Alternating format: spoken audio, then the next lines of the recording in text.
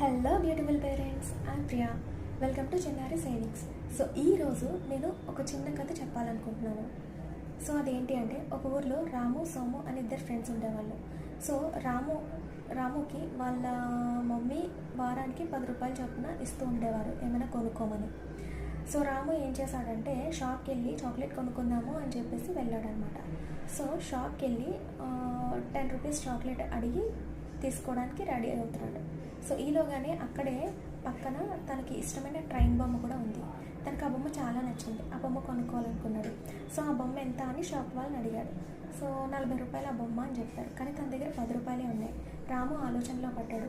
So ఏం చేయాలి అని ఆలోచిస్తున్నాడు. సో ఈలోగా బొమ్మ కొనుక్కోవడానికి ఇంకా 40 రూపీస్ కావాలి. కానీ నా దగ్గర 10 రూపీసే ఉన్నాయి. అంటే ఇంకా 30 రూపీస్, అంటే ఇంకా 30 రూపాయలు కావాలి. సో నా దగ్గర లేవు కాబట్టి ఈ 10 రూపీస్తో చాక్లెట్ కొనుక్కొని సరిపెట్టుకోవచ్చు అని చెప్పేసి అన్నాడు. ఈలోగా సోము వచ్చాడు. సోము వచ్చి, ఏంటి రాము ఆలోచిస్తూ ఉన్నాడు. నాకు మా మమ్మీ 10 రూపాయలు ఇచ్చింది.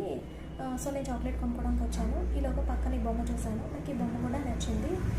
కానీ ఈ బొమ్మను అడిగితే 40 రూపాయలు అని చెప్తున్నారు. కానీ నా దగ్గర 10 రూపాయలే ఉన్నాయి.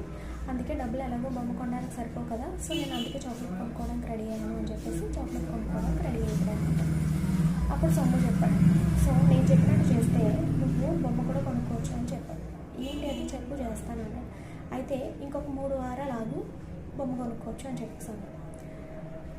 అంటే ఏం చేయాలి అంటే, ఈ 3 వారాలు కూడా మీ మమ్మీ ఇచ్చే డబ్బులు సేవ్ చేయి, అప్పుడు ఆ బొమ్మ కొనుక్కోవచ్చు అని చెప్పేసి అన్నాడు అనమాట.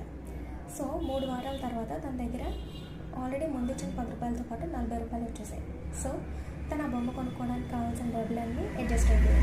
సో హ్యాపీగా తను వెళ్ళి 40 రూపీస్ ఇచ్చేసి తన ట్రైన్ బొమ్మ తను కొనుక్కున్నాడు.